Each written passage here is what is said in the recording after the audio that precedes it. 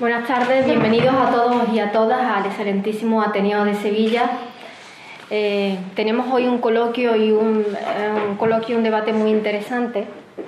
Para el coloquio de hoy, mi nombre es Atenea Melgarejo, soy directiva de la Junta Directiva del excelentísimo Ateneo, la responsable del área de Ciencias Económicas y Empresariales, Industria, Comercio y Navegación. Y es para nosotros un orgullo en el Ateneo tener aquí este coloquio muy interesante hoy, contar con la presencia de estos dos fenómenos con los que han querido acompañarnos hoy en el Ateneo. Tenemos hoy con nosotros a don Emilio Carrillo y a don Ernesto Pérez Zúñiga. Los conozco, he tenido la oportunidad, especialmente con Emilio y ahora también con Ernesto, de compartir otros actos también. Estuvimos en el colegio de médicos, una conferencia también de conciencia con don Emilio Carrillo, y hoy tengo la oportunidad también vamos a tener la oportunidad de escuchar a don Ernesto Pérez Zúñiga, y estoy segura que va a ser muy interesante. Don Emilio Carrillo es economista y escritor, autor de diversos libros, entre ellos Conciencia, El Tránsito, Ojos Nuevos. Y a mi izquierda y a mi derecha tenemos al ponente de hoy, a don Ernesto Pérez Zúñiga, responsable del área de cultura del Instituto Cervantes en Madrid, poeta, escritor y articulista del diario El País. Cuenta en su haber con premios muy importantes, entre ellos tras el éxito de La Fuga del maestro Tartini, el premio Torrente Ballester, No cantaremos en tierra de extraños. Ernesto Pérez Zúñiga vuelve ahora con una novela titulada Escarcha, una novela de iniciación en la Granada de la transición política, donde habla de cómo la pureza de los niños se extravía en el mundo de los adultos, ¿no? El autor menciona que una pureza que sirve como de metáfora, porque destroza también la pureza del desarrollo pleno del ser cuando es adulto también, ¿no? Es una novela muy, muy interesante y que les animo a todos a leer porque yo creo que es interesantísimo.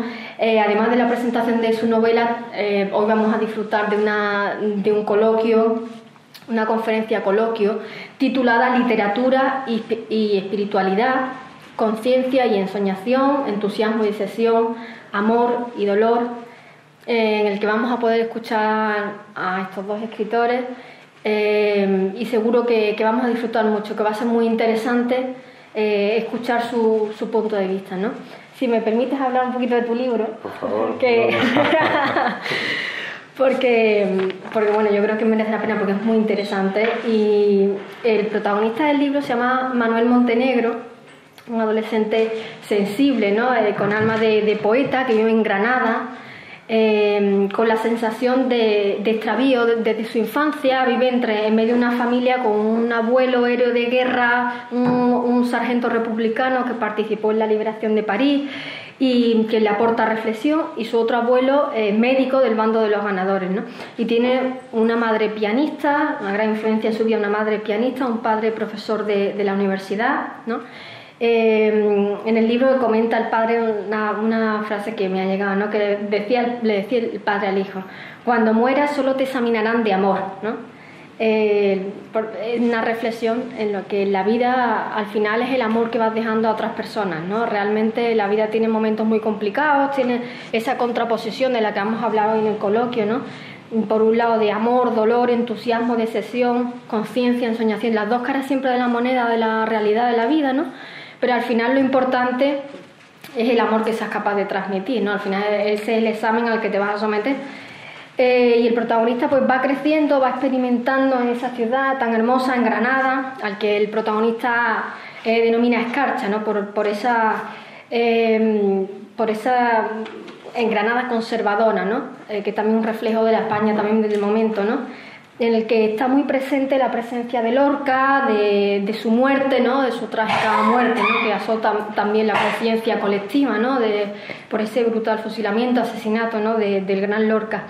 Y bueno, el libro es interesantísimo, Escarcha, y el coloquio que vamos a generar, la conferencia coloquio que se va a generar hoy aquí, yo creo que os va a parecer muy interesante. Os invitamos también a participar, a preguntar, para que sea bueno, pues lo más interesante para todos y participativa posible. Ahora le doy la palabra a don Emilio Carrillo. Os agradezco muchísimo a los dos estar aquí en el excelentísimo Ateneo de Sevilla. Es para nosotros un honor tenerlos aquí y poder disfrutar de su presencia y de su voz. Muchas gracias. Don Emilio. Muchas gracias, Atenea. Muchas gracias a todos vosotros, a todas vosotras por vuestra presencia. Para mí siempre es un placer volver al Ateneo de Sevilla. Estas paredes de esta institución centenaria pues siempre se abren cuando se trata de abordar temas que tienen que ver con la cultura en el sentido muy amplio del término. La cultura también, lógicamente, aborda la espiritualidad. Y en este caso vamos a tratar un asunto que ya ha mencionado Atenea, que ha sido objeto de la convocatoria, que es la interrelación entre literatura y espiritualidad. Y para ello vamos en el mejor sentido de la palabra, a utilizar dos cosas fundamentales. La primera es a una persona, que es Ernesto Pérez Zúñiga, que ya Atenea ha hecho una breve reseña de su perfil, de su currículum, y que yo lo que puedo aportar fundamentalmente es el que es una gran persona. Como decía Machado, hablando del género humano y hablando de sí mismo, es un hombre bueno, en el sentido genuino y verdadero de la palabra.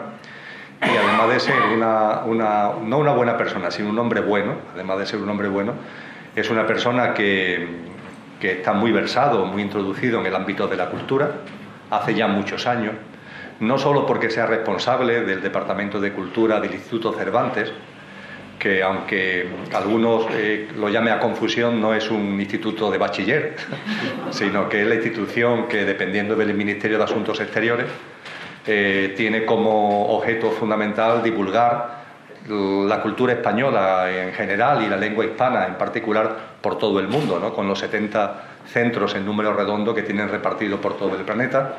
Y ese instituto tiene un área de cultura que es una columna vertebral del mismo, y el responsable es precisamente Ernesto, que nos acompaña aquí.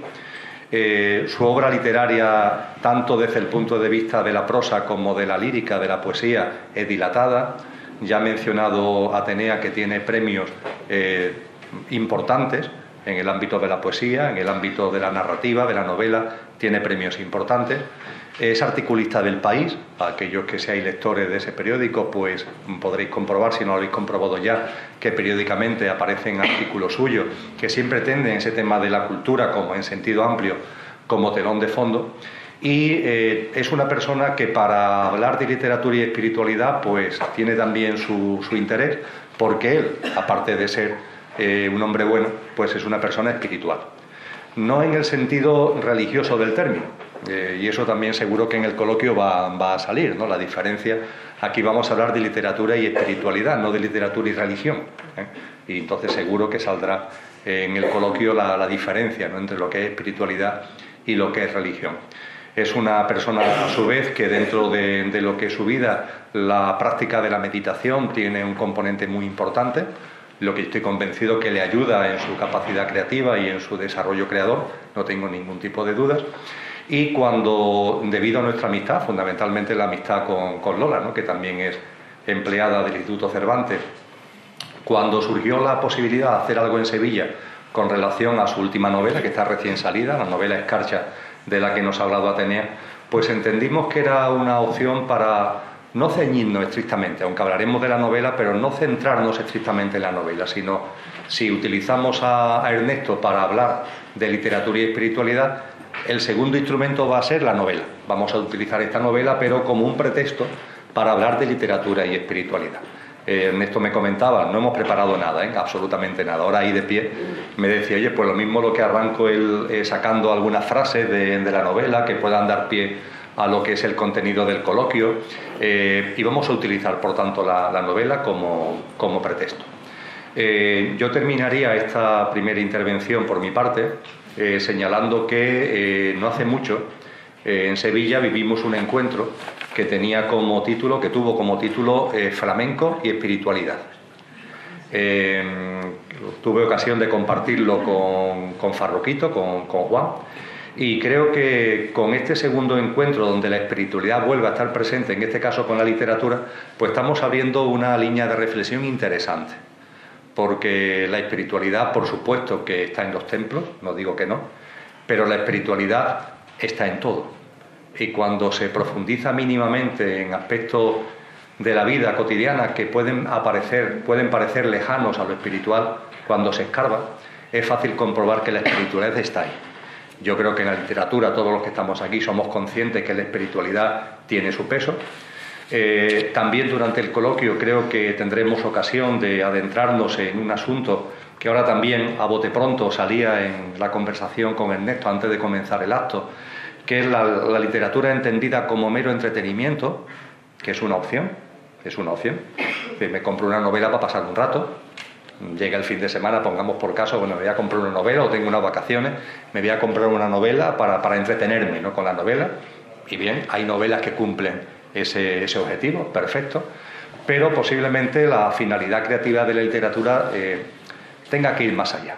Es decir, no conformarse simplemente con entretener al lector. Evidentemente, para que un libro enganche tiene que estar bien escrito, tiene que tener una capacidad por parte del autor para que se produzca ese enganche, pero es evidente que si se consigue no solamente que el lector quede atrapado por la lectura, sino que saque algo que tiene que ver consigo mismo, y donde las reflexiones del autor sean una invitación, no digo constante, pero que por lo menos aparezca con frecuencia en la obra, ¿no?, para plantearse esas grandes cuestiones de la vida que no salen normalmente en los medios de comunicación, que no están normalmente en nuestra vida cotidiana, y que en esa obra sí aparezcan reflexiones como esa, pues entonces evidentemente eso le da un valor añadido importante, le da un dulce perfume a la literatura que no tiene la literatura cuando se dedica simplemente, y no digo que no tenga su sitio también, al entretenimiento.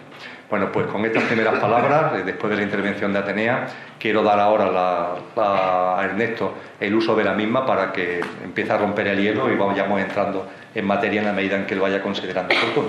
Así que, Ernesto, la palabra es tuya. Muchas gracias, Emilio. El hielo está roto, porque como la propia novela se llama Escarcha, y escarcha una especie de hielo repartido que se va rompiendo y se va derritiendo a lo largo del día, pues eso es lo que va a pasar en esta conversación. Y bueno, también es lo que pasa en la novela. Es una novela que precisamente cuenta la historia de un hielo, ese hielo del ser, ese hielo interior que se va derritiendo en la temperatura de la vida y conforme uno se encuentra consigo mismo, ¿no? Pero bueno, antes de hablar de todo esto, quería, por supuesto, dar las gracias.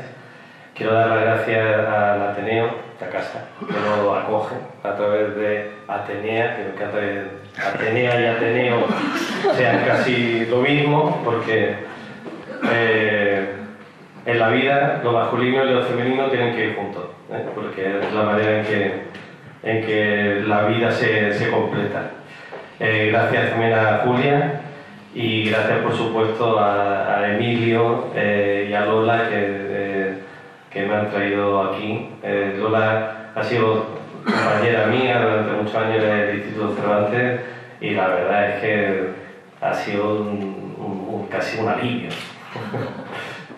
Una persona con la que he hablado muchísimo de la vida, de la literatura, de la espiritualidad, y que pues me ha llevado a conocer a Emilio Carrillo, a quien ya conocía y admiraba por su trabajo espiritual desde hace años. Y bueno, cuando me dieron la oportunidad de venir aquí a hablar con él de literatura y espiritualidad, pues de alguna manera un sueño que se cumple, ¿no? Así que estoy muy feliz de estar aquí en Sevilla, que es una ciudad que conozco bien, que quiero mucho, y que bueno, ha estado en mi vida durante muchos años, me ha alimentado con su belleza, su sensualidad, con su espiritualidad también, que tiene mucha. Y bueno, estoy muy contento de estar aquí. Por cierto, es una ciudad que aparece bastante en la novela, ¿eh? Tiene una gran parte de la trama sucede en Sevilla, y con personajes sevillanos también, que tienen mucha importancia. Así que Sevilla está en la novela y ahora la novela está en Sevilla, o sea que todo va bien. Bueno, antes, al hilo de las palabras que decía Emilio, quería, bueno, primero decir tres cosas antes de entrar en el tema de la novela, que efectivamente va a servir de excusa para la conversación que vamos a tener. Pero la primera cosa que quería decir es la relación entre meditación y escritura, y incluso entre espiritualidad y literatura, ¿no? O sea, porque cuando lo cuento desde mi experiencia, desde luego, o sea, la literatura no es una forma que sale al papel directamente como diríamos, del pensamiento normal, sino que va surgiendo en la alquimia de la vida, ¿no? Y cuando me refiero a la alquimia de la vida, me refiero a la relación que uno tiene en su interior con la existencia. Esa relación que uno tiene en el exterior con la existencia se hace de la experiencia que tienes con el mundo, con lo que te pasa, con lo que ves, con la gente que te relacionas, con las cosas que te van pasando en la vida. Pero sobre todo, la literatura, por lo menos tal como yo la concibo, se produce en todo el pozo de tu relación con la existencia, en el silencio del interior, ¿no? Es ahí donde las imágenes se aposentan, donde el sentido de la vida se aposenta, donde el lugar de la creación va a suceder. Esto me gusta mucho, por ejemplo, del Evangelio de San Juan, cuando comienza diciendo el principio era el verbo. Ese principio era el verbo, es como el origen de la literatura, ¿no? El principio del verbo está en el silencio, está en la esencia, está en la oscuridad del ser, digamos, ¿no? En esa penumbra, digo oscuridad, pero en realidad una especie de penumbra luminosa, que es la que vive en nuestro interior, ¿no? Y que cuando uno la atiende, rescata el sentido de la realidad, ¿no? Yo cuando escribo cualquiera de mis libros, ya sea poesía o sea narrativa, vienen de ahí, vienen del silencio, vienen de la escucha, vienen de la meditación, ¿no? Esa meditación, una escucha a la realidad, una atención absoluta a la realidad, a lo que te rodea, digamos, a lo que rodea a cada uno de nosotros, ¿no? Que, como decía antes, son circunstancias vitales, históricas, pero también son circunstancias físicas, la ciudad donde estás, el planeta donde estamos, ¿no? La conciencia del lugar donde estás, es decir, un planeta que está flotando en un sitio concreto, ¿no? En un sistema solar, en un universo en movimiento, o sea, una conciencia, digamos, hacia lo exterior y una conciencia a lo interior, donde todo eso vive también, ¿no? Donde se refleja y donde se conecta, ¿no? O sea, ninguna historia, incluso esta historia de esta novela escarcha, está llena de personajes, de peripecias, de cosas que suceden como nuestras propias vidas. Ninguna de nuestras historias sucede sin estar conectado a nuestra esencia. Y yo lo que trato de hacer en la literatura es precisamente devolver la esencia a la palabra, rescatar la palabra, pues, de ese silencio, ¿no? De ese silencio que se produce cuando conectas con lo esencial. En la poesía, cuando escribo poesía, pues eso se hace de una manera inmediata. Escribes un poema que viene de un, digamos, de un alumbramiento, de una inspiración, que es una conexión inmediata, ¿no?, con la esencia del tu ser, que lo curioso y lo bonito es que cuando uno conecta con el ser, en realidad está conectando con el universo entero, ¿eh? No es una conexión egoísta, es una conexión totalmente abierta con el universo. Cuando conectas con lo esencial de ti, en realidad conectas con el universo, ¿no? Pues un poema es eso, es una cosa que el universo te da en un instante y lo convierte en un poema, ¿no?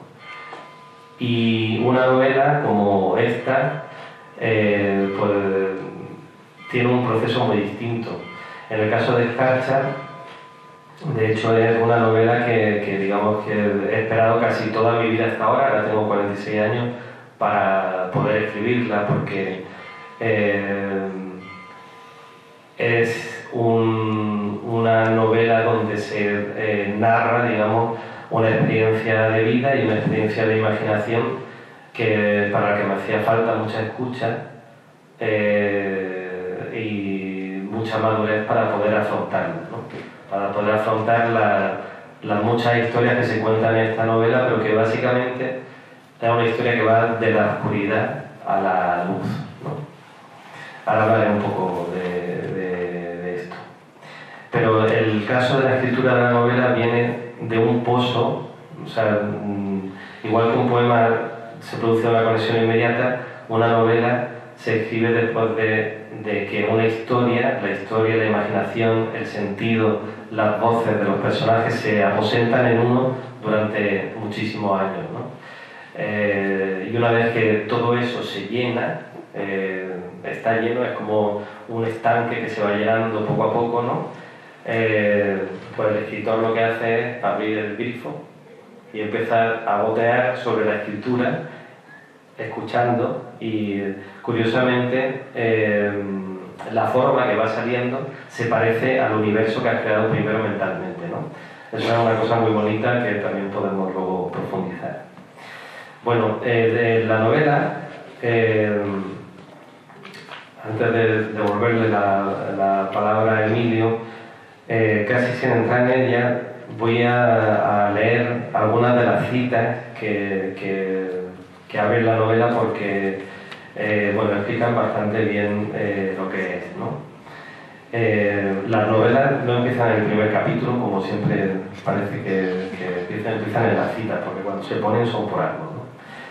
Además, esta cita la quiero citar aquí porque me la regaló Lola cuando yo estaba empezando a escribir esta novela, pues quizá en el año 2014 o por ahí. Estábamos hablando de estas cosas siempre y me vino con el libro de Platón de la República y con esta cita subrayada que leo. Dice: almas pasajeras, vais a empezar una nueva carrera y a entrar en un cuerpo mortal. No se os escogerá una condición determinada, cada una de vosotras escogerá la suya. La virtud no tiene dueño, sigue a quien la honra y huye de quien la desdeña. Cada cual es responsable de su elección. Dios es inocente de ella. Pues bien, esta cita maravillosa de Platón a mí me sirvió para dibujar el personaje de esta novela, Monte, que es un niño, un adolescente que nace en la Granada de los años 70 y que es un alma mortal que bueno, pues se enfrenta, como nos ha pasado a cada uno de nosotros cuando hemos sido niños, a la vida, ¿no? A la vida con todas sus circunstancias, con todas sus ayudas, con todas sus contradicciones, con toda la riqueza y prisiones que también nos da la vida, ¿no? Entonces, digamos que un alma inocente, como todas las almas que llegan al mundo, se va a ver en diálogo pues con un mundo nada inocente, que es el mundo de los adultos que están muy confiados en ser lo que son, o en ser lo que somos, ¿no? Y eso se lo vamos inculcando a los niños cuando nos encontramos encontramos con ellos cuando vienen al mundo, cuando nos metemos en la educación, ¿no?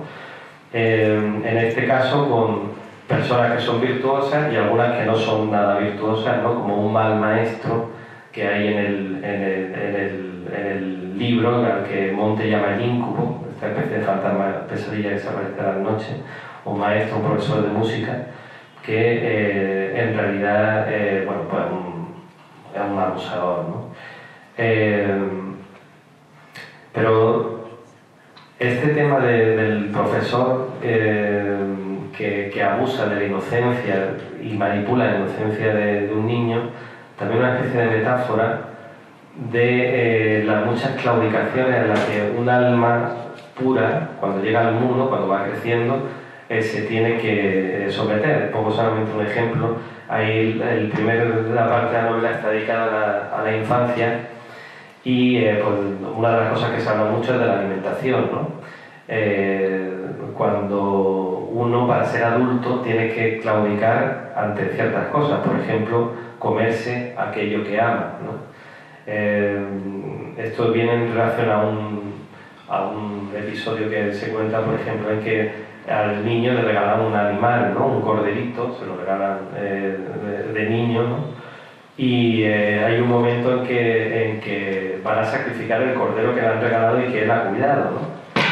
Entonces se tiene que enfrentar a ese dilema, ¿no? Comerse o no comerse aquello que ha querido y ha cuidado, ¿no?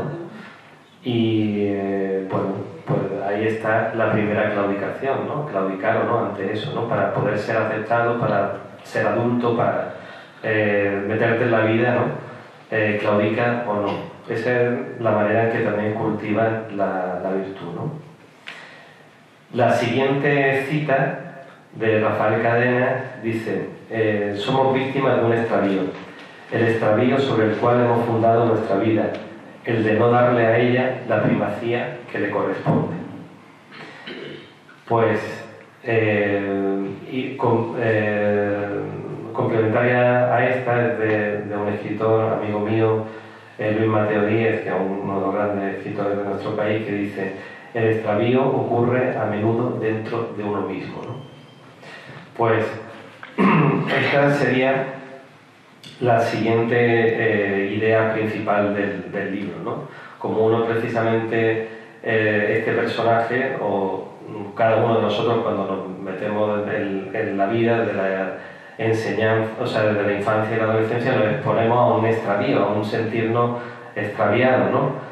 A raíz de precisamente pues lo que vamos heredando, las identidades que vamos recibiendo, cómo nos vamos adaptando a un mundo, este mundo, el mundo al que pertenecemos, renunciando a ser nosotros mismos, ¿no? A conectarnos con nuestra propia realidad, con nuestra esencia. Y cuando nos desconectamos de nuestra esencia, vivimos un extravío. Esto en la novela se cuenta metafóricamente a través de este personaje Monte, que nace con una verruga en la frente, podemos decir, el tercer ojo, ¿no? A través del cual, pues, de niño, ve el mundo con pureza, ve el alma de las cosas, ve el alma de los árboles, el alma de los animales, ve el alma del mundo, ve el alma de las personas. Y hay un momento en que le extirpan de niño esa arruga, ¿no? Entonces, de pronto se encuentra con que le han arrebatado su capacidad de estar conectado con la vida, o sea, con la trascendencia de la vida, ¿no? Y a partir de entonces va a estar buscando esa trascendencia todo el tiempo.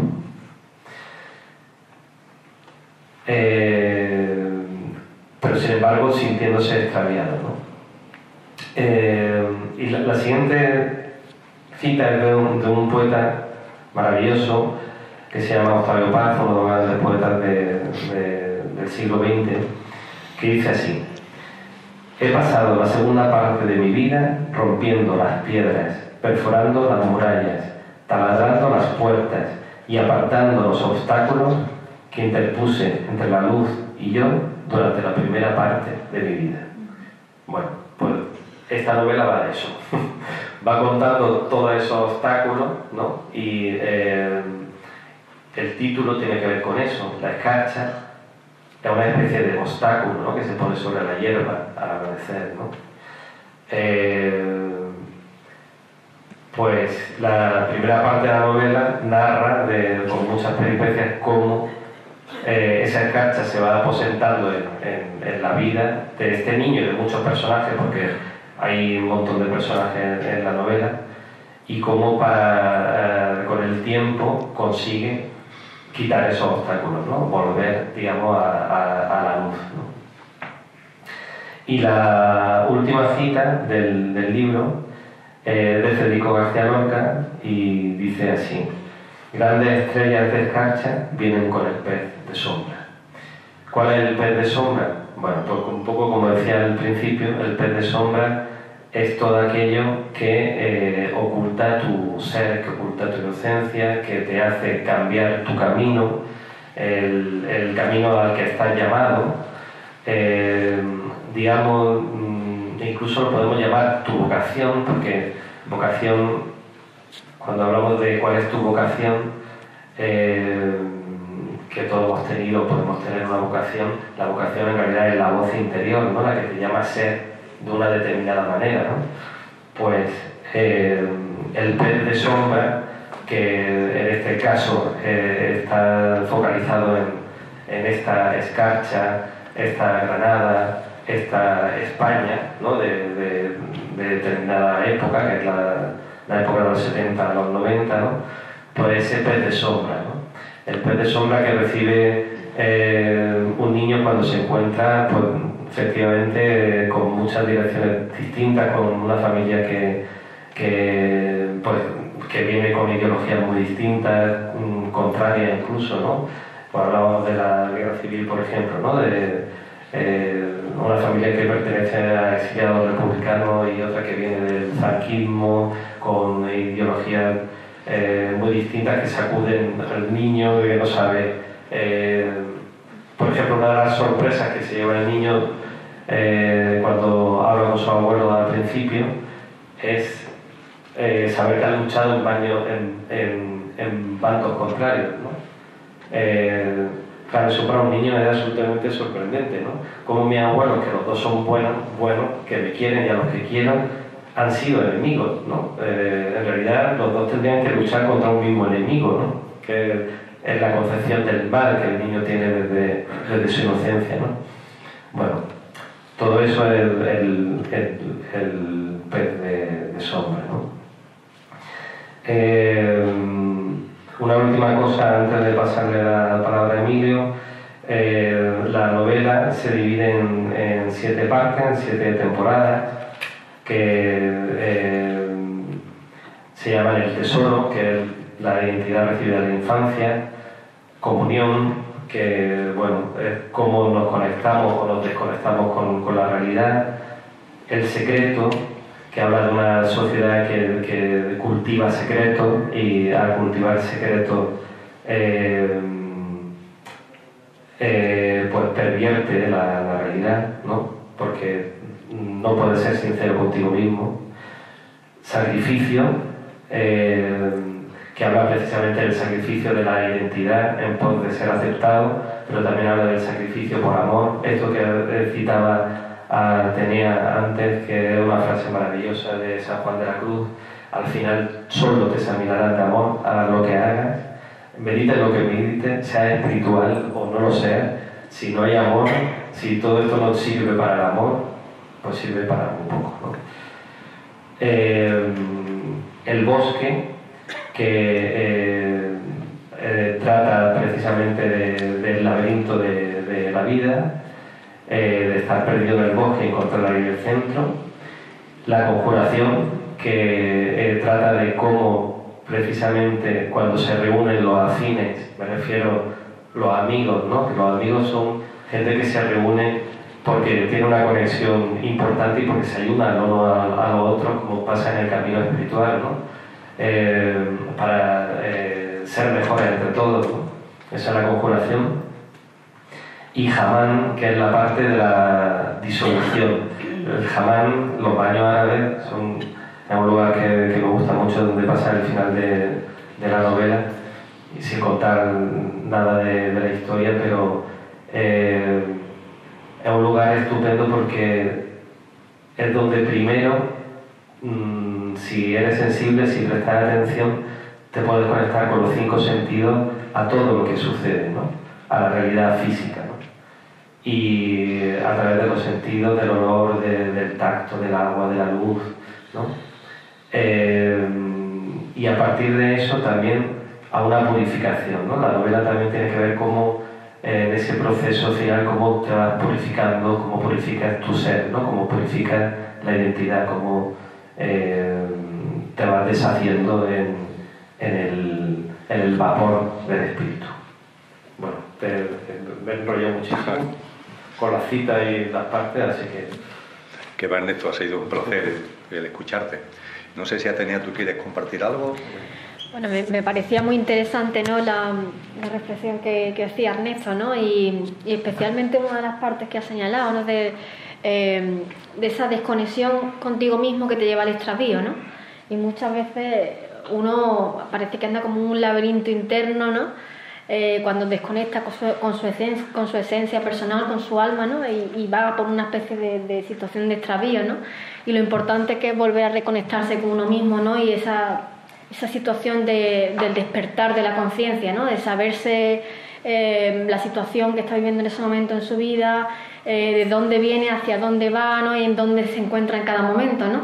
Lo importante que es. Quería también aprovechar este momento para darle las gracias a mi amiga Julia Rabadán, la presidenta de la asociación Irenis, que desarrolla actividades culturales sobre espiritualidad y que hace actividades magníficas. Entre ellas ella fue un poco el artífice de organizar este coloquio, ¿no?, aquí en el Ateneo, y quiero darte las gracias especialmente y a todos vosotros por acompañarnos hoy, ¿no?, en este coloquio tan interesante. Y queremos escucharte también, Emilio, que nos quieres contar. Atenea. Yo permíteme que extienda el agradecimiento a Armando, sí. Que no solamente porque sea el cónyuge de Julia, sino porque está llevando la tarea, que no es en absoluto ingrata, porque él lo hace con vocación y disfrutando de grabar el acto, y lo que permitirá que después lo podamos difundir, ¿no?, en redes sociales y a través de los distintos canales que tanto la asociación INENI y las personas que colaboran con nosotros pues tenemos a nuestra disposición. Al hilo de las reflexiones que ha compartido Ernesto, yo pondría sobre la mesa a su vez las siguientes reflexiones. Reflexiones que las planteadas por Atenea, las planteadas por Ernesto, las planteadas por mí. Atenea hacía una invitación que yo ahora os recuerdo, y es que si en algún momento de este coloquio que estamos aquí hilvanando en la mesa, cualquiera de vosotros quiere intervenir, que lo haga. Simplemente que levante la mano. Atenea, como coordinadora y moderadora, tomará nota y le dará la palabra para que podáis también intervenir. De las muchas cosas y muy interesantes que ha planteado Ernesto, yo haría una pregunta, ¿no?, una pregunta abierta, ¿no?, que voy a contestar desde mi perspectiva, pero la planteo inicialmente como pregunta abierta. ¿De dónde viene la inspiración al autor? ¿De dónde viene la inspiración? Comentaba en mis primeras palabras que desde el mayor respeto hay una literatura que es puramente de entretenimiento y hay una literatura que vamos a decirle así, tiene un componente trascendente, un valor añadido de lo trascendente. Esto ocurre en muchísimas vertientes de la vida cotidiana. Recuerdo que en el diálogo con Juan, en el diálogo con Farruquito, surgía la diferencia entre, vamos a decirle, el flamenco puramente de entretenimiento, que con el mayor respeto, pues el que se puede poner a disposición en muchos tablaos para las personas que vienen a la ciudad de Sevilla y se pasean por ellas como turistas, a un flamenco distinto, que es un flamenco con duende. Esa es la palabra que se utiliza en el argot flamenco. Un flamenco con duende que aporta algo más. Y cuando hablamos de literatura o cuando hablamos de flamenco, me da igual de dónde viene esa inspiración, de dónde viene ese duende. También lo podemos contemplar desde el punto de vista de la creación musical. ¿De dónde viene ese duende? ¿De dónde viene esa capacidad creativa que marca y voy a citar grandes nombres, pero podríamos citar también nombres a lo mejor no tan conocidos, ¿no? Pero que marca la obra, por ejemplo, de Ludwig van Beethoven, ¿no? ¿De dónde viene esa inspiración de las sinfonías? ¿De dónde viene esa inspiración que impulsó la obra creativa de Mozart, o no digamos ya del genio de los genios musicales, Johann Sebastian Bach? ¿De dónde viene la inspiración del creador? Y en el caso concreto de la literatura, ¿de dónde viene la inspiración del autor literario que es capaz de hilvanar un texto que engancha al lector y que además tiene ese contenido profundo que sirve para que tenga el valor añadido de lo trascendente? Es una cuestión importante, y es importante porque esa reflexión no solamente tenemos que hacerla con relación a los demás. He citado grandes nombres y podemos decir, esto de la inspiración es de genios. No, la inspiración también está presente en nuestras vidas, o al menos puede estar presente en nuestras vidas. Yo estoy convencido que todos los que estamos aquí en algún momento de nuestra vida, vete a saber en qué ámbito temático, entre comillas, hemos tenido una inspiración.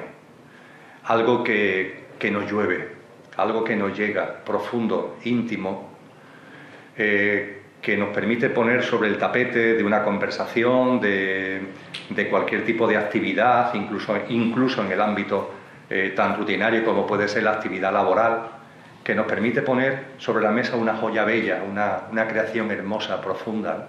¿De dónde viene eso? Acudiendo a la espiritualidad, desde hace mucho tiempo, esto está narrado, está descrito, está hablado, ¿no? Y lo conecta con el alma, profundamente con el alma. Esa inspiración llega a la mente concreta, es decir, llega a nuestro componente efímero, a nuestros componentes emocionales, mentales, efímeros, nos llega desde lo que en nosotros no es efímero. Tiene que ver con esa esencia de la que hablaba Ernesto, ¿no? Esa esencia que está más allá de la apariencia, como nos dice la ciencia actual, ¿no? Que una cosa es la apariencia y otra cosa es la esencia. En el ser humano hay una esencia. Esa esencia es imperecedera. Las tradiciones espirituales la han denominado de muchísimas formas. ¿Y qué más da el nombre que le demos? Lo cierto es que esa esencia que no conoce la muerte, esa esencia que está plena de divinidad, de eternidad, de infinitud, esa esencia que es lo que nos caracteriza realmente como seres vivos y como seres humanos, es de ahí de donde viene esa inspiración, que llueve en nuestras vidas en momentos concretos, que no sabemos cómo llega, no estamos ni mucho menos, no tenemos claro cuál es el cauce, cuál es el canal, aunque, insisto, en tradiciones espirituales muy serias se describe con mucha claridad, en la medida en que el ser humano va abriendo su perspectiva de vida, en la medida en la que nos vamos quitando la ojera de lo material, donde solamente estamos enfocados al sota, caballo y rey de lo material, en la medida en que vamos viendo la vida desde un piso superior de lo que somos, en esa medida se van abriendo en nosotros esas capacidades innatas que tienen que ver con nuestra esencia y aparecen, aparecen en la vida. A veces aparecen de forma efímera. Parece, por ejemplo, que es lo que le pasó a Ludwig van Beethoven, que le llegaba de forma efímera.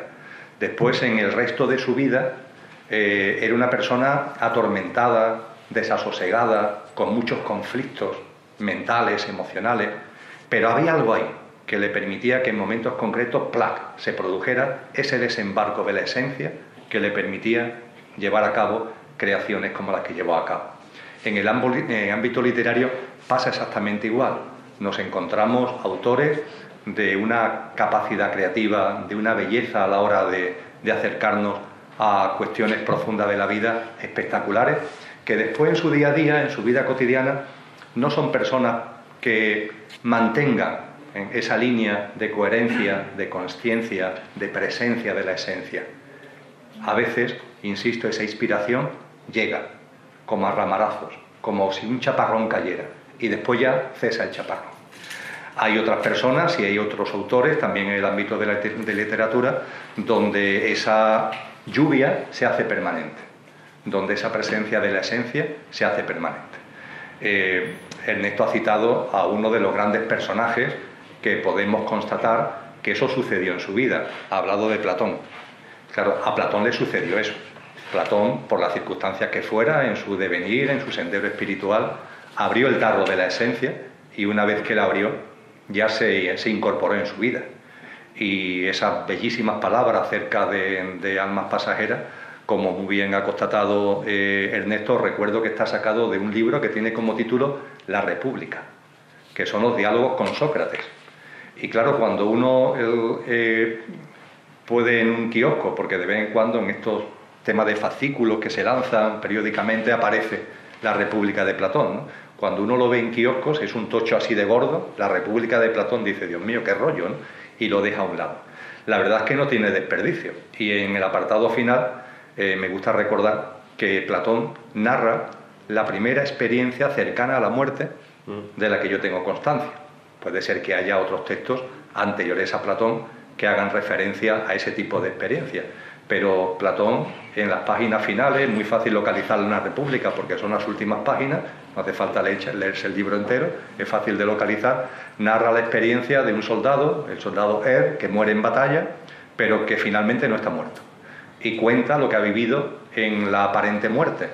Y casa absolutamente con las experiencias cercanas a la muerte que hoy están descritos en cantidad de libros contemporáneos que están apareciendo con relación a estas experiencias. Pues bien, esto lo quería plantear como un tema abierto, esa inspiración del creador literario que, tal como lo percibo y tal como tradiciones espirituales serias nos han enseñado, está directamente ligado a nuestra esencia, está directamente ligado a nuestra dimensión álmica, a lo que hay en nosotros imperecedero y que puede aparecer en la vida en función de nuestro propio devenir, fugazmente, o instalarse de una manera más permanente. También ha hablado Ernesto de un término precioso que es la alquimia de la vida. La vida es una alquimia. Cuando uno atiende a determinadas aportaciones religiosas, no siempre lo religioso es espiritual, cuando uno atiende a determinadas aportaciones religiosas, puede tener la sensación de que la transformación, el encuentro con la esencia, como lo queramos denominar, se produce en el más allá. Que en ese ámbito, que cada cual lo puede denominar como quiera, el cielo, la gloria, el Devachan que nos hablan los orientales, es ahí donde el ser humano ya desenvuelto, ya quitado su envoltura física, lo que realmente somos, se plasma, y es como si pudiéramos dar un salto en conciencia que no podemos dar en esta vida física. Bien, las tradiciones espirituales, que a mí me gusta denominar serias, lo he utilizado ya este calificativo en varias ocasiones, por supuesto incluyo el cristianismo y podemos ir a todas las grandes tradiciones que podemos tener en la cabeza, no nos hablan de que esto sea así. Nos dicen que la transformación se produce aquí, cuando se está viviendo aquí, cuando se está encarnado aquí. Cuando desencarnamos, lo que hacemos es recoger la cosecha, permitidme que utilice este símil. Lo que hacemos es recoger lo que aquí hemos cosechado, pero la cosecha tiene que producirse aquí.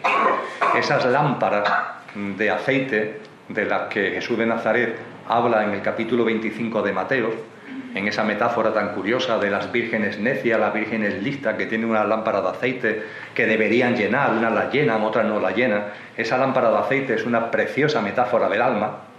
Hay seres humanos que por su vida están llenando esa lámpara de aceite, hay otros seres humanos que por su vida no llenan la lámpara de aceite, finalmente la lámpara tiene que llenarla cada uno, como las vírgenes listas le dicen a las necias, nosotros no podemos prestar nuestro aceite porque el desarrollo de tus cualidades, de tus potencialidades, no es transferible, eso lo tiene que hacer cada uno, y cuando esas lámparas se llenan, o como esas lámparas se llenan, mejor dicho, es por las vivencias que aquí tenemos, es por las experiencias que aquí desarrollamos, y fundamentalmente por las experiencias que tienen la cualidad vibracional propia del alma, que sintoniza con la esencia, con la vibración del alma. Cuando aquí vivimos experiencias que, insisto, por su cualidad, sintonizan con la cualidad vibracional del alma, experiencias que tengan que ver con el amor, que tengan que ver con la compasión, con la comprensión, con la empatía, con el compartir, con la solidaridad, con la cooperación, etcétera, etcétera. Todo ese tipo de experiencias, cuando las desarrollamos, y hay que desarrollarlas aquí, son las que nutren a nuestra alma, y cuando desencarnamos, nuestra lámpara estará más o menos llena en función de esos nutrientes que aquí hemos cosechado. Cuando hablamos de la alquimia de la vida, cuando Ernesto ha hablado muy bien de la alquimia de la vida, Él ha hablado de claudicación, ha hablado de extravío, ha hablado de obstáculos, ha hablado, esa metáfora preciosa de Lorca, del pez de sombra. Por supuesto que eso está en la vida. Y también tendríamos que abrirnos esta pregunta: ¿por qué eso está en la vida? ¿Es que la vida está mal hecha?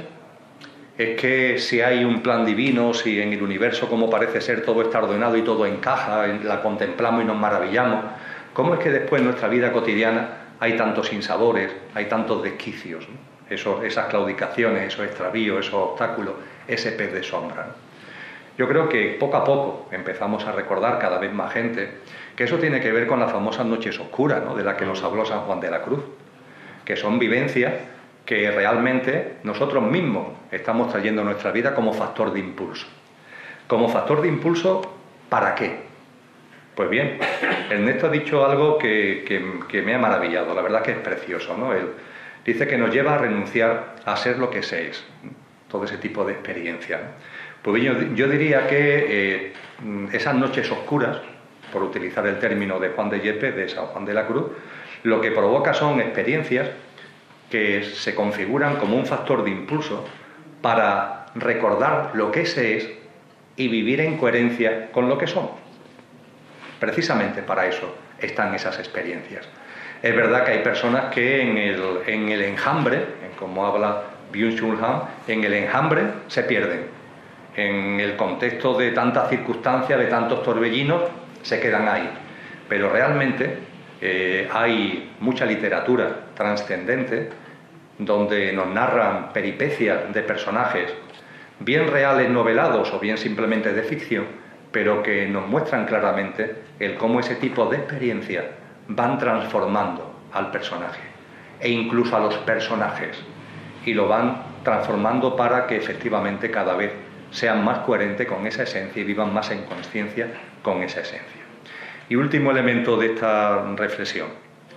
He hablado de la inspiración, he hablado de esa alquimia de la vida y del factor de impulso que pueden tener en la vida de los demás, pero sobre todo en la nuestra, en la de cada uno, ¿no? Todo ese tipo de cosas, este pez de sombra que habla Lorca, esas noches oscuras de las que habla San Juan de la Cruz. Y terminaría este apartado de mis reflexiones. He utilizado la palabra, pero quiero bajar un poquito más a fondo con la transformación. Yo no tengo la capacidad creativa, no lo digo por falsa modestia, no tengo la capacidad creativa literaria que tiene Ernesto.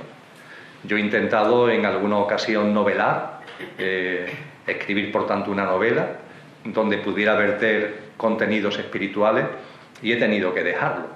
Ahí solamente hay un atisbo en uno de los libros que ha citado Atenea, que se publicó en el 2016, si mi memoria no falla, que son los ojos nuevos, donde hay una primera parte de las Crónicas de Avalon, que es una novela. Ahí sí intento acercar temas espirituales de manera novelada. Pero es muy difícil novelar. Y cuando se lee una novela como la de Ernesto, y no es la única, tiene otras también que son maravillosas, cuando se acerca uno a obras creativas como estas novelas de Ernesto, la verdad es que yo personalmente me maravillo de la capacidad. Pues bien, independientemente de llegar al nivel creativo, narrativo, literario de Ernesto, o quedarte en otros niveles que no llegan ahí, no llegan a esa altura, entre comillas, también nos puede pasar cuando hablamos de la comunicación. Mi capacidad, mi dones, mi talento no van precisamente por escribir novelas, pero siempre me ha gustado hablar, se nota, ¿verdad? Y a la hora de hablar, la gente suele engancharse con lo que comento. Bien, creo que forma parte de mi don, forma parte de mi talento. Hay gente que tiene esa gran capacidad, una gran capacidad oratoria, de enganche, pero todos también compartimos en nuestro día a día. A lo mejor no ante un público de decenas de personas en el Ateneo, pero todos compartimos en nuestro día a día.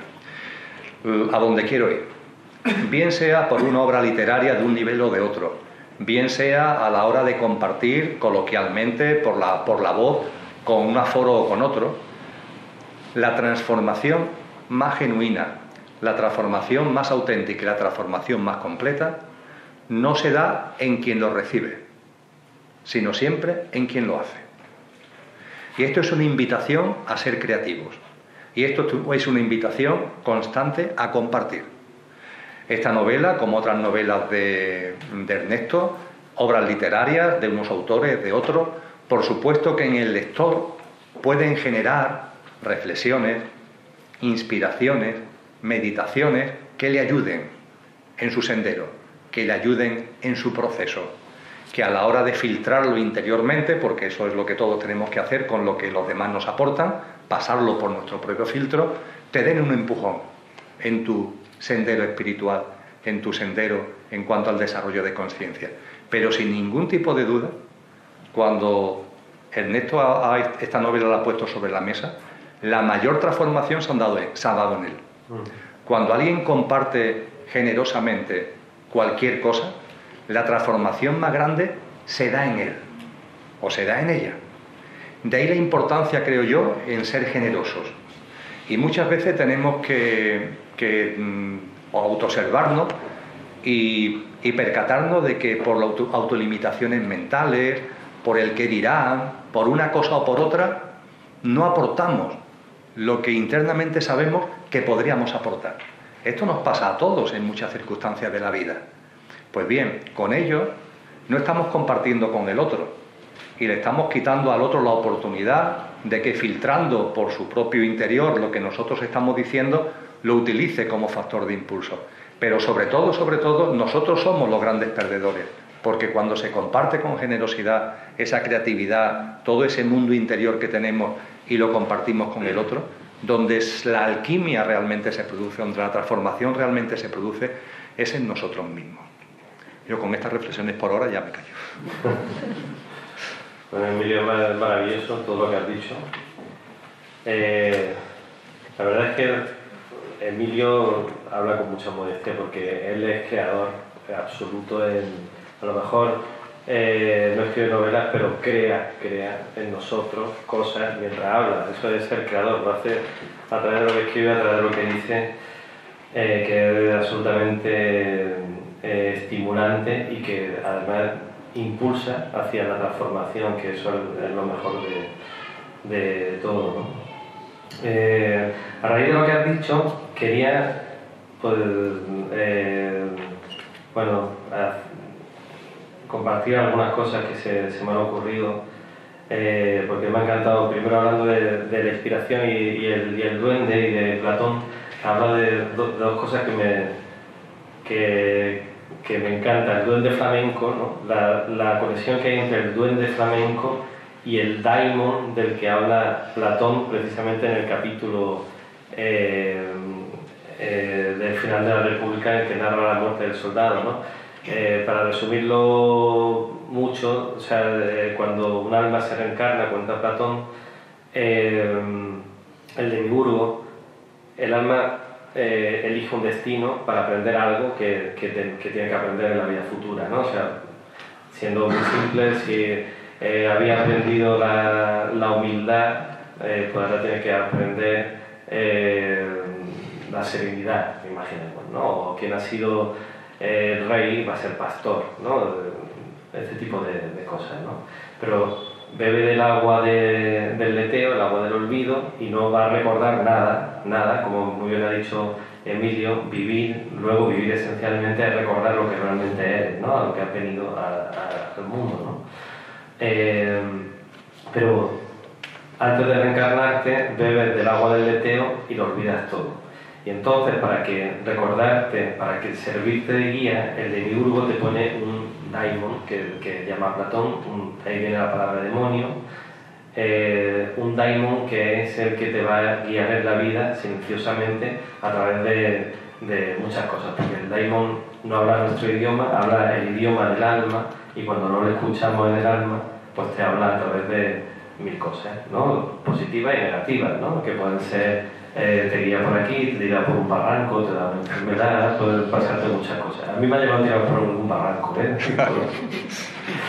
Pero ese daimon tiene mucho que ver con el duende flamenco. Cuando se dice que el flamenco tiene duende o no tiene duende, igual que la literatura, de esto hablaba también Lorca, en una conferencia que yo creo que dio en el Ateneo de Sevilla hace muchos años sobre el duende flamenco, está hablando de si si la literatura conecta con tu daimon, con tu demonio interno, es decir, con tu duende interno, con tu verdadero destino, ¿no? Porque la literatura o el arte que no conecta con el alma no vale nada. O sea, puede ser un entretenimiento, puede estar muy bien hecha, incluso puede estar muy bien hecha técnicamente, pero tiene la validez de, ahora me acuerdo de otro evento sevillano, el túmulo de Felipe II, ¿no? El soneto famoso de Cervantes, que se construye cuando muere Felipe II, esa gran arquitectura, no me acuerdo cómo decía, juraría que vale más de un doblón cada pieza de ese gran túmulo que era de cartón piedra, ¿no? Y luego, ¿qué pasa? Fuese, como termina el soneto, fuese y no hubo nada, ¿no? Las cosas que no tienen alma, que no conectan con el alma o no nacen de ahí, al final se van y no queda nada, ¿no? Solo queda lo que tiene que ver con el alma, ¿no? Y tiene que ver con el destino. Me ha gustado también mucho que hayan nombrado precisamente a Beethoven, ¿no? Porque Beethoven, por esa sinfonía del destino, ¿no? De la quinta, ¿no?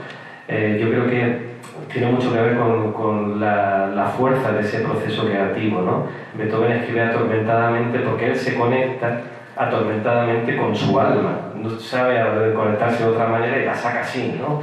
Pero se conecta con su destino, ¿no? Con esos golpes de ¿no? De decir, el alma está aquí, ¿no? Saca el alma, saca el alma o te mueres. En realidad el mensaje es un poco eso, ¿no? Y el mensaje de la vida es ese: saca tu alma ya o te mueres, porque lo que no tiene alma está muerto. Y además esto se ve mucho, se ve incluso cuando ve a un muerto, ¿no? De pronto lo que hay es el vacío del alma, ¿no? ¿Qué es un muerto? Es el vacío del alma. Entonces lo que no tiene alma en el arte, pues en fin, efectivamente no merece la pena. Y la inspiración es esa, es conectar, es enchufarte al alma. ¿Cómo te enchufas al alma? Pues a través de la atención, a través de la meditación, a través del silencio, a través de la escucha, a través de la sensibilidad, ¿no? De ser sensible a todo, ¿no? Es la manera de conectarse, porque el alma está en todas partes, ¿no? Está dentro y está fuera. Y eso tiene que ver también con los procesos de creación, lo que yo llamo la rueda perfecta, ¿no? La rueda perfecta de la vida. Yo me lo imagino como una gran rueda en la que, vamos a imaginarlo que está dividida en radios, ¿no? En radios y en huecos, ¿no? Entonces, en esa gran rueda de la vida hay una acción y hay un silencio, una acción, un silencio, una acción, un silencio, una acción y un silencio. Del silencio, de la escucha, de la atención al alma, sale la acción coherente, la acción perfecta, y en el caso de la creación, sale la creación plena, ¿no? Acción, o sea, silencio, creación, y todo eso está conectado en un centro, el centro de la rueda, que es la esencia de ese ser humano, que es el amor. Es decir, el amor como energía que lo une todo, ¿no? Es lo que conecta toda la existencia, todo el ser humano, todo el funcionamiento de la vida está conectada por la empatía, por la armonía, por una esencia de amor, que es lo que mueve el centro de la rueda, ¿no? ¿Qué ocurre? Que muchas veces no estamos atentos ni al centro de la rueda, ni al silencio, ni la acción, sino que la rueda en la que vivimos es como una especie de cosa aplastada que no tiene hueco y que está llena como de ruido y de confusión, ¿no? Entonces, para la inspiración, para la creación y para la acción, para cualquier cosa que hagamos, yo creo que hay que ser muy consciente de esa rueda de la vida, ¿no? De esa rueda que gira entre el silencio y la acción, ¿no? Y efectivamente así es como ocurre la alquimia de la vida, ¿no? Esos procesos de transformación interna. Cualquier novela, por ejemplo esta, para mí escribirla ha sido una transformación enorme, porque de hecho quizás esta novela empezó como un ajuste de cuentas con la vida y terminó como una reconciliación. O sea, fijaros el proceso tremendo de transformación que puede implicar una escritura, ¿no? En la que tú mismo te transformas como ser, descubres tus propias heridas, las abrazas, las reinventas, las conviertes en imaginación, en historia, y se produce no solo una transformación, sino una especie de redención. O sea, la transformación es una redención, y yo creo que para eso estamos en la vida, esquivamos o no esquivamos. O sea, vivimos en esa alquimia de la vida para transformarnos. Hay que transformarse, porque ¿en qué te tendrías que transformar? En ti mismo, ¿no? En las potencias con las que has venido al mundo, que son muchísimas, y que están en ese cazo de alquimista que está dentro de nuestro ser y que hay que cultivar y depurar, ¿no? Me ha encantado la cita del Evangelio que ha hecho de las lámparas, de las vírgenes con las lámparas encendidas, y me ha recordado a otra de cuando Jesús sube al monte Tabor con una serie de discípulos y hace una oración, o podemos decir una meditación. Se le aparecen dos profetas, ¿no? Se le aparecen Elías y Moisés, y Jesús se transfigura. Hay una transfiguración de su rostro, ¿no? Que presencian los apóstoles, ¿no? Lo presencian Pedro, Santiago y Juan, que son los que están con él, ¿no? Y mientras decía eso, pues me venía muy claramente que venimos a eso, a transfigurarnos, ¿no? A la vida, a transformarnos, a transfigurar nuestro rostro, a llenarlo de espíritu, de luz, de lo que realmente somos, ¿no? Y efectivamente para eso necesitamos esa noche oscura de la que hablabas, ¿no? Y que precisamente o esa escarcha, ¿no? que está reflejada en esta novela, de todo ese proceso, ¿no? Como precisamente para aprender a ser lo que eres, para ser tú mismo, pues tienes que pasar por ese proceso de obstáculos. San Juan de la Cruz, en un libro maravilloso, La subida del Monte Carmelo, que es un libro de mística increíble, lo llaman los alguaciles de Dios, ¿no? O sea, Dios te pone alguaciles que te pinchan, que te fastidian, que te joden la vida, por hablarlo mal y pronto, precisamente para señalarte el camino de la purificación, el camino de ir hacia la luz, ¿no? En ese sentido, y esta novela lo cuenta así, la escarcha se acaba derritiendo en nuestras vidas cuando conectamos con nuestra propia luz interna. Es nuestra propia luz interna la que te derrite toda la sombra, ¿no? Y esa luz la tenemos todos, ¿no? Y ese es el camino que hace el protagonista de esta novela, ¿no? Y cuando hablabas de la creación, estaba pensando en que los libros, o lo que pretende ser este libro, por ejemplo, lo que hacen los creadores, o lo que hacemos los creadores, es como construir espejos, ¿no? Hacemos espejos para otros, espejos en los que primero nos hemos visto a nosotros mismos y hemos creado una serie de imágenes en esos espejos que luego pues, se entregan al mundo para que cada uno se mire ahí, ¿no? Y se mire y aporte su propia imagen, porque ningún libro, ninguna obra de arte, nada se completa sin la propia imagen de quien lo ve y quien lo disfruta o quien lo lee, ¿no?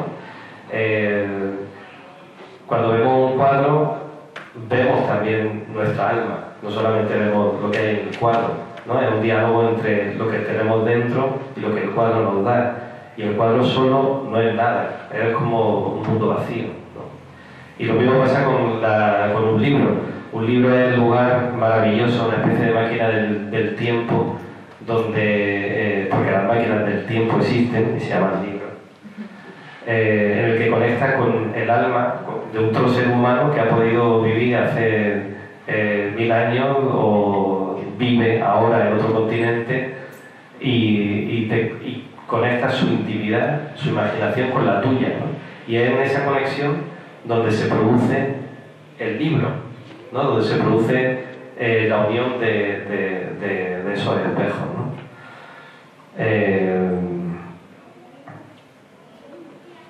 Bueno, eso es lo que hace la literatura, lo que están haciendo esta conversación que tenemos ahora en Sevilla. Solo importa el ahora, por cierto, ¿eh? Importa el ahora en el que estamos justo aquí nosotros, charlando y hablando de estas cosas. Me parecía muy interesante, Ernesto, lo que comentabas del espejo, ¿no? Las creaciones como espejos que se entregan, ¿no?, al otro, a la humanidad, para que se mire su rostro y aporte también su esencia, ¿no?, su alma, ¿no? Y también lo que comentaba también Emilio Carrillo sobre el tema de la transformación, ¿no? La necesidad que debemos tener los seres humanos en crear, ¿no?, en transformarnos internamente, crear y aportar, ¿no? Y toda la solidaridad, la empatía, el compartir con los demás, ¿no? Esa capacidad, ¿no?, al final de donarse también a la gente, ¿no?, y al otro, para establecer puentes, ¿no? Y para despertar, para ser consciente de la realidad en la que se mueve uno mismo, ¿no? Yo quería plantear también el tema, a ver qué pensáis un poco, de los grandes dilemas, ¿no?, las grandes contraposiciones que aparecen en la vida. Cuando estábamos recordando, nos comentaba Ernesto el tema de la rueda de la vida, ¿no? Cómo esos grandes obstáculos, como los 12 trabajos de Hércules, ¿no?, las grandes pruebas que uno tiene, ¿no?, al final lo que hacen es conectarte contigo mismo para que seas capaz de sobreponerte a esa situación y romper esa escarcha, ¿no? ¿Qué pensabais vosotros también con las dicotomías entre, bueno, entusiasmo, decepción, amor, dolor, las dos caras siempre de los sentimientos, ¿no? ¿Qué pensabais? La vida misma está llena de... perdona. No sé si... No, es que estoy muy embaucada con vuestra conversación y me parecía que el dolor es un gran conductor también de la creación. Es como lo he vivido yo, claro, comprendiendo que el dolor es la cara del amor, no es la otra. Cuando sufres un varapalo, y bueno, Emilio conoce un poco mi historia, que perdí un hijo, y a partir, recuerdo dos momentos muy intensos en mi vida, ¿no? La primera vez que le tuve en mis brazos, y a partir del día que ya no estaba presente, no estaba en la mesa para comer, ¿no? Tuve la necesidad de escribirlo, tuve la necesidad de crear un blog donde contara cómo iba transformándome, ¿no? A través de esa pérdida, de ese impacto que te da la vida, de que llega y te lo llena, y desaparece, y cómo te conectas con él, ¿no? Entonces, como parte del título de la conferencia se planteaba dolor, amor, creo que el dolor también es una conexión con la creación de una manera muy intensa y que además nos transforma de alguna medida, ¿no? Y bueno, por mi experiencia he llevado 10 años viviendo en ese... Ya no apareció la pérdida también de mi marido, la de mi madre, y siempre estoy conectada con esa rueda en la que tengo que recuperar y volver a conectarme con el dolor para volver a transformar. O sea, es una simbiosis muy curiosa que solamente quería dejar en entredicho en vuestra conversación. Muchas gracias, Amparo. Muchas gracias. Muchas gracias además por romper el hielo desde esa parte. Nosotros ya lo hemos roto y desde luego invitaros, ¿no?, a que, como ha hecho Amparo, pues intervengáis cuando lo consideréis oportuno. Aquí, hablando de inspiración, pues Rafael Raya, que nos acompaña, para mí es un ejemplo de cuando muchas veces Rafael, lo he reflexionado, digo, el mundo, ¿no?, que crea Rafael en su obra de la Andalusiada, ¿no?, con toda esa mitología aplicada a la protohistoria andaluza, ¿no?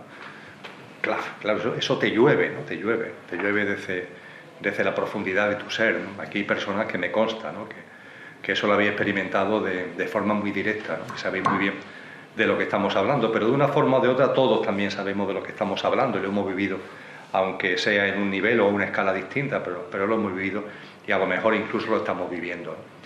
Cuando Atenea, haciendo referencia precisamente a los dilemas, ¿no?, a las disyuntivas que están en la convocatoria, habla de la dualidad. Cuando hemos hablado de los extravíos, los obstáculos, el pez de sombra, las noches oscuras, un tema que surge en la reflexión, inmediatamente en la cabeza, no hay otra forma, no hay otra forma. Es decir, en esa transformación, en ese avance, en conciencia, en ese crecimiento como persona, en esa expansión de conciencia espiritual, como la queramos llamar, no hay otra manera. Tiene que ser a través de la noche oscura, tiene que ser a través del palo, tiene que ser a través del empujón, tiene que ser a través del dolor, tiene que ser a través de eso. A mí me gusta compartir que estoy firmemente convencido de que no, de que, como queramos denominarlo, el crecimiento personal, el desarrollo en conciencia, la evolución espiritual, puede darse a través de todo lo que nuestra mente califica de hermoso, de positivo. Claro que puede darse. El único problema es que precisamente utilizamos nuestra mente. Y nuestra mente todo lo categoriza polarmente, en dualidades. Para la mente el frío existe porque existe el calor y el calor existe porque existe el frío. Lo uno ayuda a definir lo otro y lo alto define lo bajo define lo alto, etcétera, etcétera. Y la izquierda a la derecha a la izquierda. Es un mundo, ¿no? No hace falta, no voy a ser ahora como Ábrete Sésamo, ¿no? Es un mundo lleno de polaridades que lo necesitamos en nuestra vida cotidiana o creemos que lo necesitamos porque nuestra mente se basa, nuestra mente concreta, lo que algunos autores antiguos denominaban el nivel inferior de nuestra mente, que es el que más utilizamos, por cierto, en nuestra vida, para que andemos a través de esa mente concreta. Y la mente concreta es la que crea permitirme que lo diga así, la ficción de la polaridad. Porque realmente no hay polaridad. Es una percepción de mente, mejor dicho, de la mente. Cuando hablamos, por ejemplo, de frío y de calor, el frío y el calor no son cosas distintas, en el sentido de que pertenecen a un mismo fenómeno, un fenómeno que coloquialmente podríamos denominar temperatura y que en términos científicos es energía cinética. Y es energía cinética. La única diferencia está en que si la energía cinética, sus moléculas se mueven con rapidez, experienciamos lo que se denomina calor, y si son lentas, experienciamos lo que se denomina frío. Pero no son cosas totalmente opuestas, ni mucho menos. Forman parte de un mismo fenómeno. Cuando esto lo vamos reflexionando, nos podemos dar cuenta de que en cantidad de ámbitos de la vida lo que consideramos elementos polares no lo son. La mente, sin embargo, nos inclina permanentemente a ver las polaridades, a ver los opuestos. Y además de hacer eso, tiene otra característica. Cuando lo digo puede sorprender, pero cuando se reflexiona todos somos conscientes. La mente dice esto es blanco, esto es negro y esto es positivo y esto es negativo, esto está bien y esto está mal, y centra su atención en lo que denomina o califica como negativo. Y lo que califica o denomina como positivo es como si lo metiera en un cajón. Tal como percibo la vida, la salud y la enfermedad forman parte de la misma vida. Nuestra mente dice la salud es positiva, la enfermedad es negativa. Tal como yo lo percibo, la salud aparece en tu vida y está en tu vida cuando la tienes por algo, y si aparece la enfermedad, aparece en la vida por algo. La mente a la enfermedad la llama negativa y a la salud positiva. A partir de ahí, en esta sala hay muchas personas que estamos sanos. Son ya exactamente en punto las 9 de la noche, es decir, las 21 horas. Desde que esta mañana nos levantamos, han pasado, de la cama me refiero, han pasado muchas horas. A aquellos que estáis sanos, ¿habéis reflexionado, aunque sean 5 segundos durante el día de hoy, sobre el hecho de que estáis sanos? ¿Habéis mirado a vuestro alrededor y a vosotros mismos para deciros, estoy sano, gozo de salud, puedo vivir este día con la energía que la salud me proporciona, puedo afrontar la cotidianidad de mi día a día con la salud que tengo en estos momentos, puedo compartir con los demás desde esa energía de salud que tengo en estos momentos? Cuando tomas conciencia de la salud y la vives en estos términos, la salud es transformadora. Ahora bien, la mente, la salud la califica de positiva y a partir de ahí se olvida de ella. No la plasma, no la enfoca. Como si la cámara de Armando, la parte positiva, se fuera para otro sitio.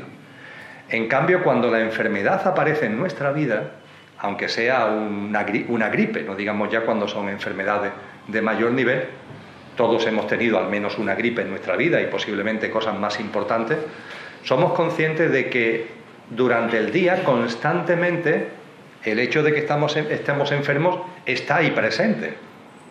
Es que no se nos olvida ni un momento que estamos enfermos. La mente le pone positivo y negativo a las cosas. A partir de ahí lo que denomina positivo es como si lo desenfocara, se olvidara y centra su atención en lo negativo. Precisamente por eso las experiencias negativas son las que nos impulsan, porque las experiencias positivas es como si no las viviéramos. El amor es transformador, pero lo que más transforma es el desamor. Los encuentros son transformadores, pero lo que más transforma son las rupturas. ¿Por qué? Insisto, por algo tan simple como que vivimos a través de ese nivel de la mente que los psicólogos actuales llaman mente concreta, el nivel inferior de la mente, y la mente concreta, lo positivo, cometiendo, entre comillas, el error necesario para su funcionamiento de dividir las cosas en positivo y negativo, lo positivo lo desenfoca y toda su atención lo centra en lo negativo. A partir de ahí, coloquialmente hablando, para crecer en el sentido que queramos, personalmente, en consciencia, espiritualmente, me gusta decir que tenemos 2 vasos con zumo. El zumo es imprescindible para crecer. Necesitamos vitaminas, permitirme, es una broma, claro, permitirme el ejemplo, el símil. Necesitamos vitaminas para crecer personalmente, en conciencia, espiritualmente. Imaginaros que en este vaso hay zumo dulce y en este vaso hay zumo amargo. Beba del uno o beba del otro, es nutriente para mi crecimiento. Da igual, es indiferente. Da igual que beba del que está a mi izquierda o del que está a mi derecha. Este es dulce, esto es agrio. Beba el que beba, me va a aportar los nutrientes y las vitaminas que necesito. Ahora bien, se mete la mente por medio. A esto lo llama, como es dulce, positivo. A esto, como es amargo, lo llama negativo. A partir de ahí, lo positivo se olvida. Lo tenemos en nuestra vida y no lo vemos. Ya está, es como si lo tuviera delante, pero es como si no estuviera. ¿Y qué es lo que tengo? ¿Qué es lo que veo? Lo negativo. Y aquí estamos todo el día tomando zumo amargo, zumo, entre comillas, de limón. Pero no porque no tengamos el de naranja a nuestra disposición, sino simplemente que no lo vemos. Una salud vivida en consciencia aporta crecimiento, pero como cuando estamos sanos ni nos acordamos de que estamos sanos, ¿cuándo nos acordamos de la salud? Cuando estamos enfermos. ¿Cuánto tiempo tardamos en olvidarlo? El tiempo que tardamos en sanar, que otra vez se nos olvida lo importante que es la salud. Pues muchísimas gracias, ha sido muy interesante la reflexión. Si tenéis alguna pregunta más que hacer, estamos pronto cerca ya a las 9 y algo, pero sí, por ahí. Sí, Emilio, pero porque la mente ha sido hecha así, podía haberse hecho de otra manera, para que un método de enseñanza que no suene a la letra con sangre entra pudiese ser utilizado. No sí. creo que seamos responsables de que nuestra mente sea así. Eso es Sí, una creación original. Esto es un tema que obviamente tiene mucho trasfondo, que escapa del marco en el que estamos, el analizar lo que es nuestro plano mental, los niveles que existen dentro de nuestro plano mental. Lo único que a mí me gustaría recordar es que lo sabe la psicología actual, lo ha sabido siempre la espiritualidad en muchísimos textos. Nosotros tenemos otro nivel mental. No solamente tenemos la mente concreta, no solamente tenemos la mente que se ocupa del sota, caballo y rey de lo de todos los días. Tenemos otro nivel de la mente que algunos psicólogos llaman actualmente la mente abstracta. Esa mente abstracta es la que tiene la capacidad de plantearse las cuestiones trascendentes. Una literatura ligada a la espiritualidad, es decir, ligada a la trascendencia, el autor inevitablemente tiene que poner en acción la mente abstracta. La mente concreta sirve para las peripecias, que hay en muchos textos literarios, por supuesto, desde el mayor respeto lo digo, las peripecias de un personaje cotidiano, que bueno, puede ser más o menos interesante, puede ser más o menos cómico, divertido, esas peripecias, pero que no pasan de ahí, de ser peripecias, que como bien decía Ernesto con el tema del túmulo de Felipe II, plaf. ¿Qué hay después? Nada. Cuando en la obra literaria se profundiza, cuando en la obra literaria se aborda lo trascendente, el autor y nosotros cuando la leemos hemos de utilizar la mente abstracta. Cuando utilizamos la mente abstracta y empezamos a aprender la diferencia que hay entre la abstracta y la concreta, podemos percibir que el problema no está ni en la mente concreta ni en la mente abstracta, está en nosotros, en el sentido que estamos utilizando la mente concreta para cosas que no sirven. Y nos olvidamos por completo de que tenemos la mente abstracta que sí está hecha para cosas que le estamos encomendando torpemente a la pobre mente concreta, que así la tenemos. La tenemos loca y la tenemos con pérdida de eficacia para lo que sirve, por lo que le encomendamos tareas para las que no sirve. La mente abstracta tiene que ver con todo lo que sea comprender, entender, ver y vivir la vida. Eso le compete a la mente abstracta. Comprender, entender, ver y vivir la vida. Y diréis, bueno, es lo mismo, ¿no? Efectivamente, son 4 cosas de hablar de lo mismo. Me gusta hacerlo para enfatizar el asunto. Pero si queremos comprender, entender, ver y vivir la vida, hay que desarrollar la mente abstracta. La literatura, cuando es profunda, cuando hay auténtica creatividad, cuando hay ese duende del que ha hablado Ernesto y del que he hablado yo, esa literatura sí ayuda al autor en primer lugar y a los que leen la obra literaria a expandir su mente abstracta. Y en la medida en que vamos expandiendo la mente abstracta, vamos poniendo a la concreta en su sitio y vamos aprendiendo las muchas capacidades que la abstracta tiene y que la habíamos olvidado por completo.